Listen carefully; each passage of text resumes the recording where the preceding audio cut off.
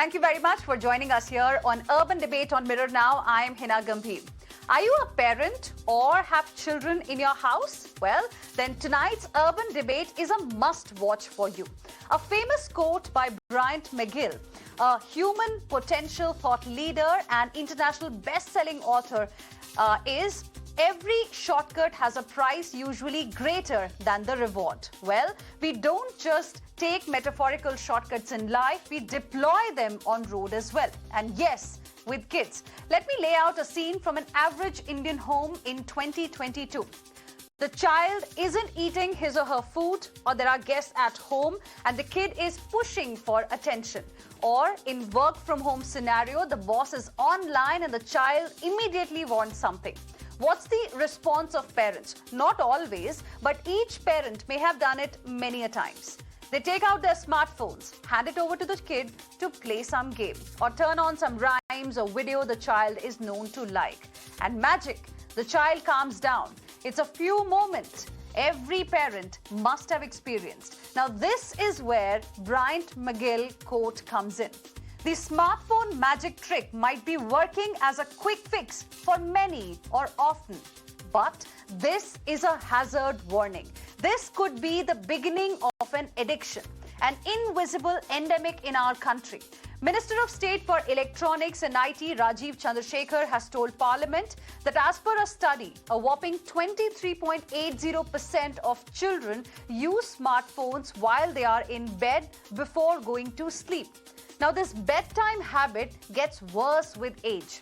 Alarming 37.15% of children always or frequently experience reduced level of concentration due to the usage of smartphones.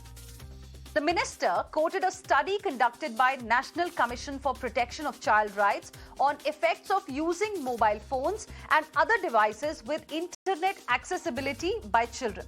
So it found that 1 out of 3 children is losing concentration due to increase in screen time. Data also shows that most prominent means of access to access smartphones and the internet is through their parents' phone. And that's why I had said in the beginning, parents, this show is just for you. Before we try to find out solutions for digital de-addiction, let's first hear from the chairman of National Commission for Protection of Child Rights about the study that was conducted during the pandemic. We are joined by Priyank Kongoo, who is Chairperson, National Commission for Protection of Child Rights. Thank you very much for joining us here on Urban Debate on Mirror Now this evening. Could you tell us a little bit more about this study that was conducted? 26%, in fact, out of 76% actually use the phones of their parents? देखिए, हम लोगों ने ये study 1 साल पहले की थी। पिछले साल इसकी रिपोर्ट हमने रिलीज़ की थी, जिसमें हमने 5000 बच्चों के सैंपल पे ये जानने की कोशिश की थी कि एक्चुअली मोबाइल फ़ोन्स के यूजेस का क्या इम्पैक्ट बच्चों पे पड़ रहा है। हमको इसमें पता चला जो वो काफ़ी चौंकाने वाली बातें थी। जैसे एक बड़ी मात्रा में बच्चे सोशल मीडिया प्लेटफॉर्म्स की तरह मोबाइल फ़ोन्स का सोशल मीडिया प्लेटफॉर्म्स को एक्सेस करने के लिए मोबाइल फ़ोन के थ्रू इंटरनेट का इस्तेमाल करते हैं। 76% बच्चे जिनके पास स्मार्टफ़ोन है, उनमें से 76% बच्चे रात में सोने के पहले मोबाइल फ़ोन्स का इस्तेमाल करते हैं। इस तरीके की अनेक सारी चीज़ें थी जो हमारी रिपोर्ट में उल्लिखित हैं, जो ग्लेरिंग है और जिन पर तत्काल कार्रवाई होना आवश्यक है, जिससे कि बच्चों को इस प्रकार के एडिक्शन तक पहुंचने से बचाया जा सके। प्रियांक कनूंगो जी, तो इस स्टडी के बाद आप क्या रेकमेंड करेंगे पेरेंट्स को, सरकार को और स्कूल्स को? किस तरह से हम डिजिटल डी एडिक्शन कर सकते हैं? देखिए, व्यवस्था पे अगर नियंत्रण की बात है तो वो परिवार का ही होना चाहिए। सरकार केवल रेगुलेटरी मैकेनिज्म इस्टेब्लिश कर सकती है। सरकार परिवार के अंदर जाकर घुसकर तो रेगुलेट नहीं कर सकती। परिवार का नियंत्रण होना चाहिए, जिस पर अभी बाजार का कब्जा हो चुका है। बाज़ार से मतलब मेरा ये है कि इंटरनेट सर्विस प्रोवाइडर्स हों या मोबाइल फ़ोन बनाने वाली कंपनी हो या सोशल मीडिया इंटरमीडियरीज हो, इन लोगों ने बच्चों को अपने मकड़ जाल में एकदम जकड़ लिया है। यहाँ पे बहुत ज़रूरी हो जाता है कि बच्चों के नाम से एक्सक्लूसिव कनेक्शंस होना चाहिए। बच्चों के यूजेस के लिए फ़ोन्स की डिवाइसेस अलग होनी चाहिए, जिनमें रिस्ट्रिक्टेड एक्सेस हो, जिनमें पेरेंटल कंट्रोल हो। और सबसे बड़ी बात जो भारत में एक चीज़ की कमी है वो ये है कि बच्चों के नाम पे इंटरनेट के कनेक्शंस नहीं दिए जाते हैं।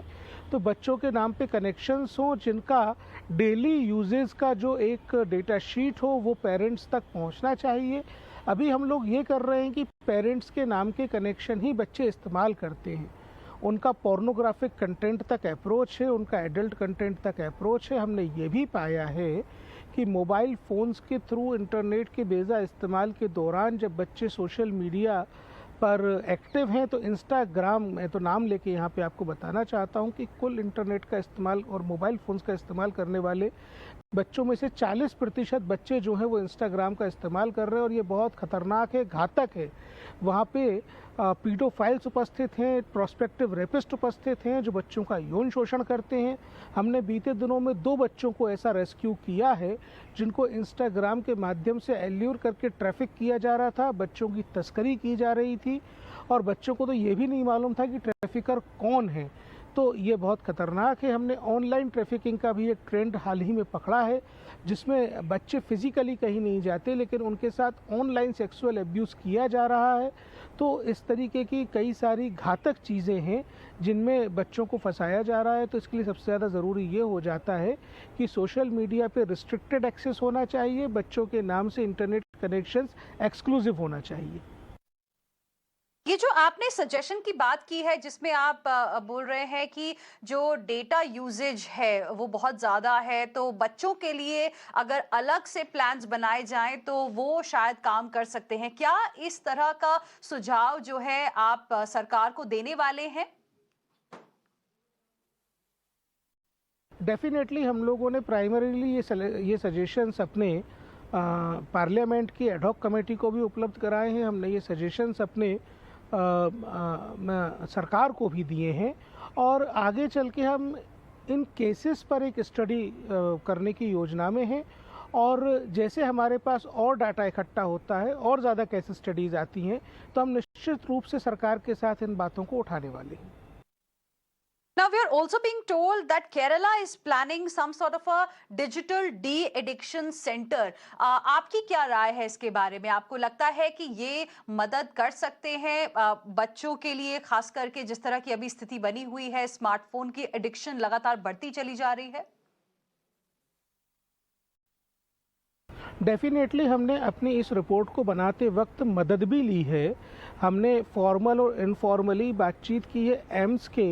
मैं आपको यहाँ बताना चाहूँगा कि मोबाइल की लत से छुटकारा दिलाने के लिए एकमात्र जो मेडिकल फैसिलिटी है भारत में वो एम्स में है और एम्स में ये बिहेवियरल क्लिनिक में इस तरीके का एक सेटअप है और हम उनकी मदद लगातार लेते रहते हैं।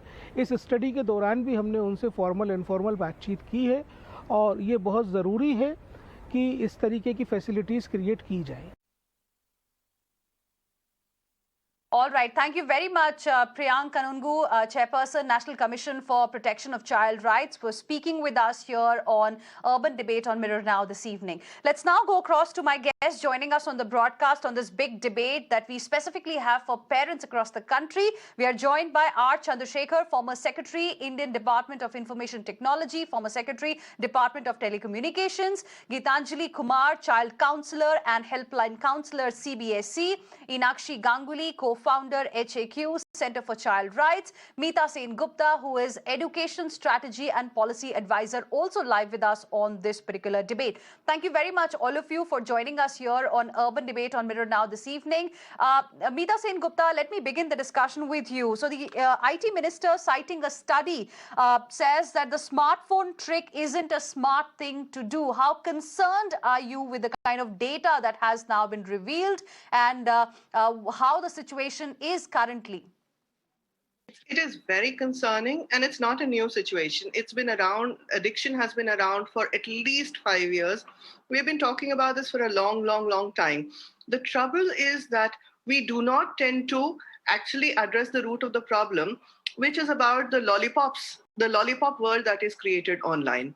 It is about creating boundaries. It is about creating spaces in which our students and our children are able to actually take charge of their own life and their own time. And maybe we can talk much more about that. Outside restrictions, etc., have not worked so far. We've already tried all the solutions that have been suggested so far. And there were wonderful suggestions that came from the NCPCR. We have tried a lot of these solutions. Controlling our children is not working. Creating restrictions is not working. This is about empowering our children to actually take command of their own time and not have a Pavlovian response to the lollipops that are offered by smartphones. Even it is for educational purposes. It is full of lollipops and full of false rewards. And that is really, really worrisome because we are now becoming slaves to the machine. And if you become a slave to the machine at such a young age, the implications for the future are really, really significant. That's an important point that you're raising, Meeta. Children are becoming slaves to machines. Outside restrictions haven't really helped. And now, as we all know, that this is a problem. It's an invisible endemic. It's impacting the future of our country, the young minds, the children of our country. So let's talk about solutions. Mr. R. Chandrasekhar, I want to begin, talking about solutions with you. You just heard what the NCPCR chief had to say. One suggestion that he offered was that, maybe there can be some specific internet plans for children, because right now, as this data is also suggesting, that most prominent means to access smartphones and the internet for children is through their parents' phone. So can a solution like this work? Well, there are different responses that are possible, which can help a little bit. It's not merely depending on restricting physical access to the device, which, as was mentioned by the panelists just a while ago, isn't quite working. So the kinds of restrictions that are possible are, for example, limiting a particular user. Even if the same device is being used by multiple people, it is possible to create separate accounts and have the restrictions apply to particular account holders, just as you have on OTT platforms. So there are two kinds of restrictions. One is a restriction on the basis of time spent, and the other is the restrictions on the kind of content that is viewed. We've all seen that in the COVID period, a lot of children had to use the smartphone to access educational content because they didn't have a laptop and they were not going to school because the schools were shut down. So that has only accelerated and aggravated the problem. And therefore, there is a need to look at some of these kinds of solutions. Now, the thing is that such solutions do allow you to control both on the basis of time and on the basis of the content that is viewed. And parents could perhaps have a role in setting those limits. Part of the problem also lies in the fact that these devices and technologies are so intuitive that children who are born in this era are better at controlling them than their parents, unfortunately. And many times, the parents have to ask the child to help them how to actually navigate some of these controls. So that is an additional complication that one faces. But nonetheless, I think that there are solutions which could mitigate the problem, and they will need to be worked out on the basis of what is possible technologically on the lines that I have indicated. Countries like China and Korea have already brought in restrictions, for example, on the amount of time that could be spent on gaming, how you lock out particular users, etc. So those kinds of solutions are available and we need to look at them. Having said that, let me just add that there are other aspects quite apart from just the technological solutions. Some of the psychological problems and some of the shortening of the attention span issues relate to other psychological factors. I'm not a psychologist and I don't want to venture into an area that I know little about. But I think it's now fairly evident that social media puts a different kind of pressure on children, and they are exposed very early before they know how to cope with it. And, there are all these kinds of extraneous factors also, which complicate the sort of addiction in the narrow sense of having the device in front of you. So I think all of these angles need to be looked at. We need to devise solutions which are available technologically and have regulations which can actually mandate the manufacturers of devices as well as the creators of content to put in some of these, options Right. can be used. Okay, interesting. Inakshi Ganguly, so, of course, technologically, there is something that can be done, but then we need to look at other aspects as well. What Mr. Chandrasekhar was suggesting was probably something that we already see happening in the OTT platforms. For children, you can have a certain mode on. But then what is it that you will like to say about what data has revealed? How, children are losing concentration when they go to sleep also. They have their smartphones in their hands all the time. And most of the times we have seen, at least during the pandemic era, parents also giving smartphones to the children because either they have to finish some work or, there's some or the other pressure that they are also dealing with. Thank you very much. Can you hear me? Am I audible? Yes. Yes. Thank you very much. There has always been the issue of addiction on the phone, as my co-panelists pointed out. But 2 years of COVID is something we cannot forget.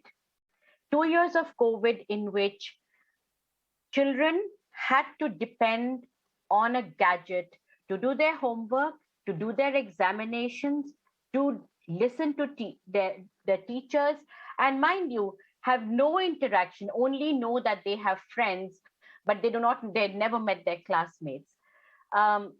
So the exacerbation of anything that could have happened has happened in these 2 years. I have a niece who changed 3 schools, but has never seen a school building, has never seen her schoolmates, has never seen a teacher, has never taken an examination physically. We have children who have now gone to school for the first time and are showing behavioral disorders because they have never interacted with other children. So these are real problems that we are facing. We also have the problems of those who never had the smartphones and therefore never could access education and therefore have had to drop out of schooling. So there are lots and lots of children who have dropped out of school because they did not have the gadget. So there is the good thing to the gadget, and there is, of course, this whole lot of evil to the gadget that we're seeing. And as Mr. Kanungo pointed out, the bazaar doesn't help. The lure of the Instagram, the lure of putting up a selfie, the lure of having friends on and likes, because that's what has kept them going. K-pop. There are children who are learning Korean and K-pop suddenly. So this whole bunch of things, behavioral differences that we are seeing now because of the phone. And all of these need to be looked at when we are talking about solutions. What is it? It's the alienation, is the physical alienation, is the mental alienation. There are physical problems and mental problems, physical diseases ranging from cancer to loss of hearing to eyes. So the solution there lies in a physical treatment. Then there is the mental issues that we have looked at, lack of sleep, attention deficit syndromes, first alienation from human interaction, and therefore social anxiety that is being caused when they suddenly have to meet other people, when they haven't done that, in their inability to interact with their peers. All of these have different problems, will have different solutions. I think one of the best solutions is that send back children to school and send them to the sports field. This is the first and the foremost. Get children into sports, and put them into school, and where they are now in full-time schooling. That's the first solution I would think, is is what we need. When they have physical activity, they will not be so addicted to the phone. So can we encourage children to get into sports? Parks should be opened. Now, children are not allowed to play in parks, for example.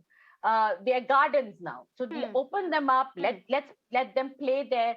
And of course, the solution lies not in control outside, but talking to children and on responsible behavior of how to use, we have to interact with them.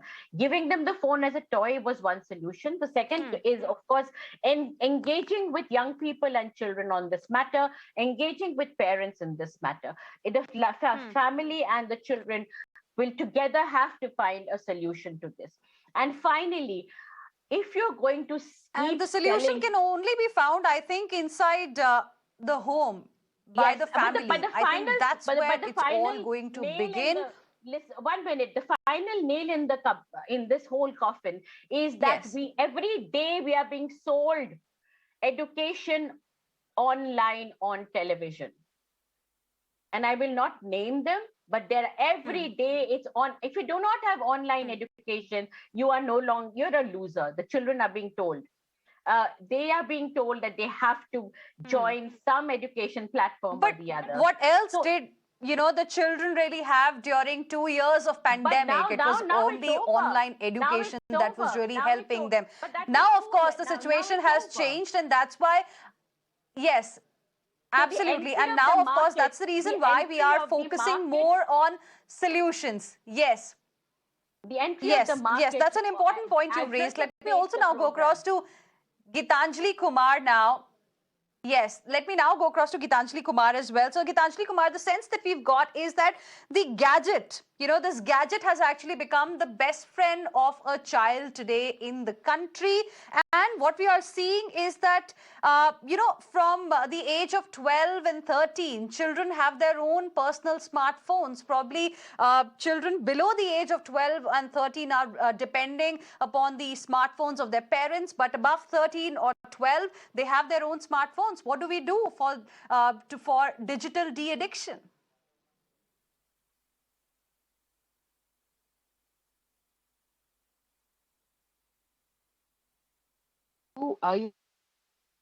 Could you unmute yourself, Gitanjali? Yes. 9 and 10.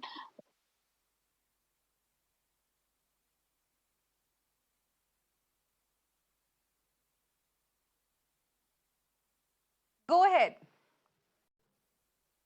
Okay, so children as young as so have had smartphone.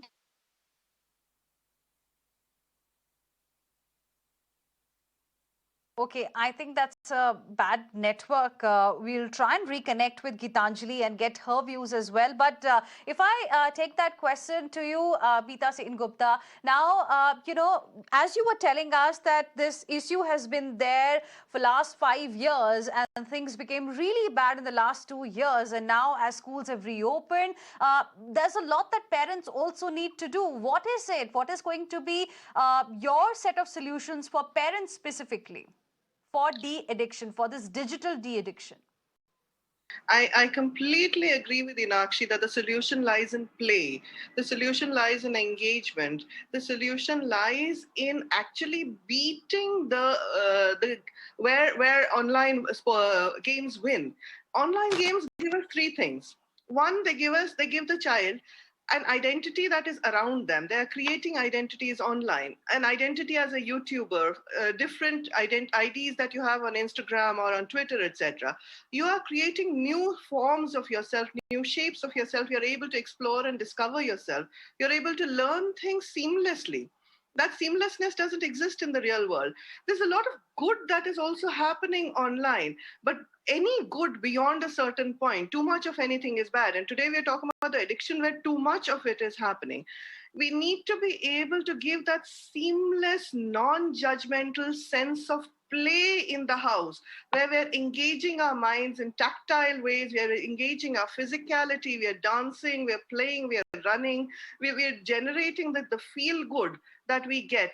and we're generating the games out there. The bazaar will keep on giving those lollipops, those rewards. I call it the lollipop world out there. You will keep on getting lollipops from those apps. The real world doesn't give you lollipops for free. In fact, in the real world, you're taught if a stranger comes and gives you a lollipop, you have to say no. Children have to be taught how to say no to these lollipops. We will not be sucked in by these quick rewards. In fact, it is these millennials and these Gen Zs who keep talking to us older people about boundaries. This is where they need to start owning their own space and saying no to apps, to controlling their own lives, to controlling their own spaces, and recognizing the fact that they own themselves and they own their boundaries. And this is where the parents will have to nudge them and teach them that they respect themselves when they learn to say no to online lollipops. That 5 minutes extra of that game, that one other ghost that you have to beat or the boss that you have to beat, those are all lollipops that you're getting. Parents need to first engage in positive rewards outside of the internet, which is a lot about conversation, play, about engagement, and definitely teach them how to say no. Saying no is about actual positive. So, Mr. Chandrasekhar, who needs more counseling today then? Parents or the kids, given the current situation that we are in? Well, I think let us also understand the sheer power of the monster that has been unleashed through technology. There's no doubt that it has tremendous uses and very beneficial uses, if I may add.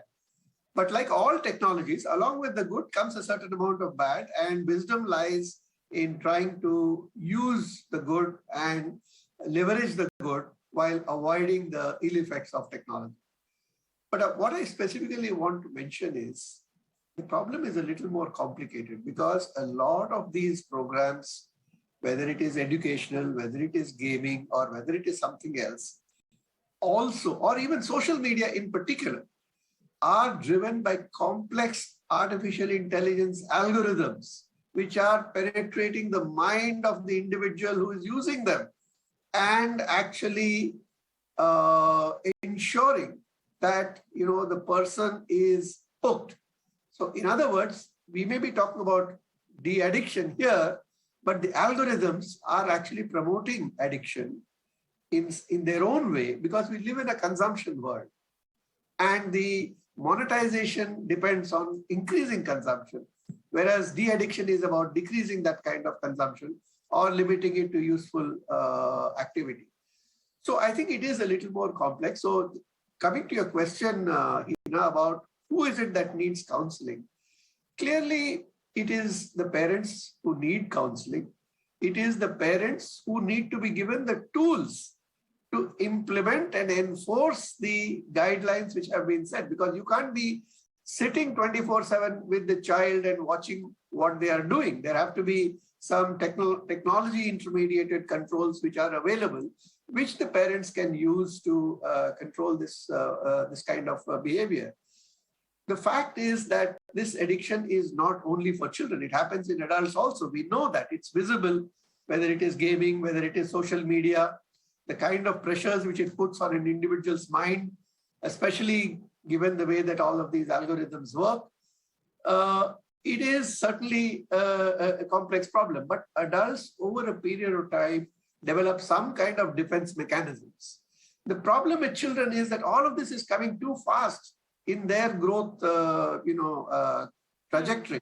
So before the mind has grown, before the parental control has been able to mold them, it's coming at a time when the child is not prepared to handle these on their own. And the kind of peer pressure which all of us know, Actually, the point that you've raised is very interesting, because it understands the mind of the user, the smartphone, the apps that we have. We all know about trackers that are there. Gitanjali, I'll come to you in just a bit. I have one more question for Mr. R. Chandrasekhar. Can technology be used to then remedy the crisis that has been created by technology today? Can there be, some sort of incentives for smartphone makers to create technology that does not promote addiction? I think that, all kinds of solutions are possible, both regulatory and technological solutions. But I think that, part of it will have to be incentivizing, for example, the manufacturers and makers of devices, as well as the kind of platforms and apps that are there. Because as you may know, some of these various genres, for example, certain kinds of games, certain kinds of apps, have created some self-regulation codes of their own. So it's a combination of self-regulation and state regulation, as well as technological tools and counseling for the parents. So it's a multi-pronged approach which has to be brought in. It has to be carefully worked out. But I would think that rather than depending on gut feel and intuitive understanding, it is important to actually study all of these aspects and get some data on them, so that it's not just somebody, I may have a different experience, you may have a different experience, one child is different, another child is different. It's important to gather empirical evidence and then craft these responses on all of these dimensions based on what is working, what is not working, and equally importantly, based on how technology and the industry is evolving. Because let's not forget that even educational apps depend on a business model, which is driven by all of these different Absolutely. talk about. Okay. Gitanjali, now, what are the ramifications involved in 1/3 kids of parents with smartphones losing concentration? Definitely, the damage is too colossal, way beyond our expectations, because these damaged young ones grow up as damaged adults. And what I see in my practice is also damaged adults. And it is so difficult to do the remedial work with the damaged adults. Their family life is getting disturbed. Their professional life is going for a toss. Mental health is being compromised. So the damages are actually colossal. I would actually now come down to some hands-on strategies which we can try out with children. I know the stage where the withdrawal, where if I don't use it, if I don't hold it in my hand, my fingers start twitching, my eyes start blinking because I am hooked to it, I am addicted to it. So as responsible adults in their lives, we will have to help them bear the withdrawal symptoms. And as the gentleman was saying, lots and lots of parental counseling where regulatory practices are suggested to the parents. The FOMO, the concept of FOMO will have to be kept in mind, and people will have to get out of their fear of being into FOMO, that they are not missing out anything. Because these days, the child and an adult, everybody feels that if they don't use a mobile, if they don't click on their Snapchat, if they don't send a like or post a picture or a location, they are losing something. So it's more of an identity crisis. It's more of a survival instinct for them. So somewhere we will have to desensitize them. Parents will have to streamline and monitor their lives. Parents will have to set up a role modeling that there is life above, way above the mobiles. We will have to get down to our little hobbies together. We'll have to explore what we like. Parents will have to hold hands with their children. Mother will have to keep her Facebook aside and act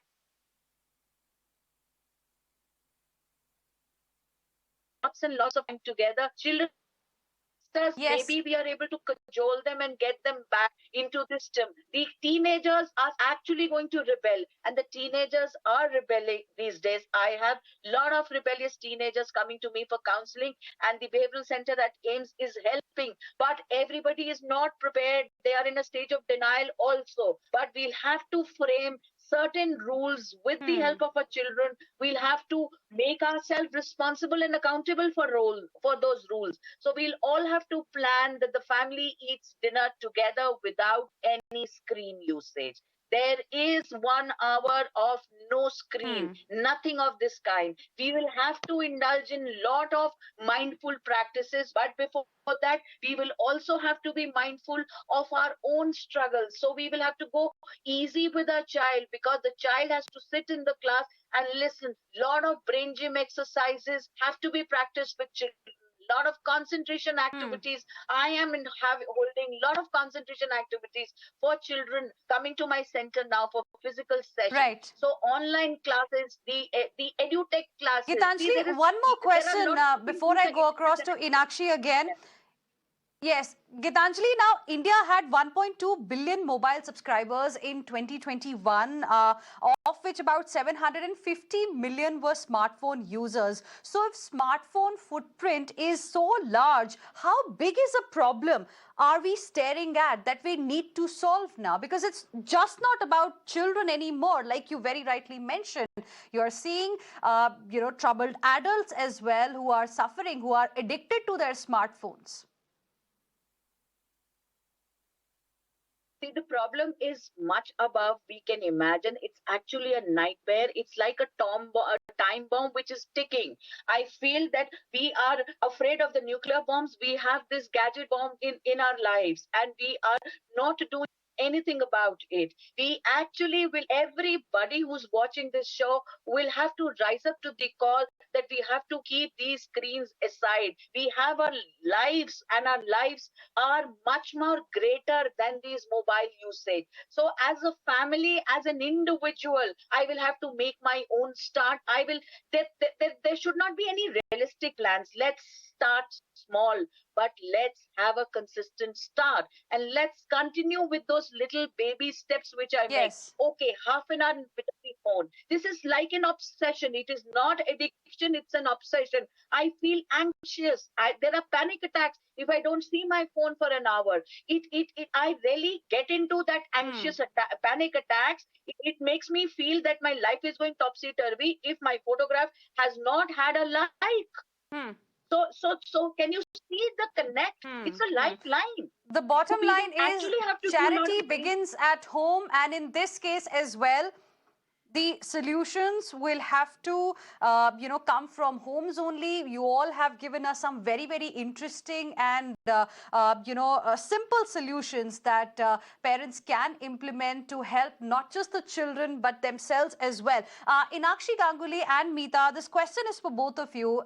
We know that traffic police also issues advisory about how parents should be taking their kids when they are driving, how one should wear seat belts, how one should wear helmets. Do you think a campaign of that sort from the government side, from the authorities side, can have some kind of an impact? Inakshi first, then Meeta. Remember that awareness programs only have that much impact as people are willing to absorb.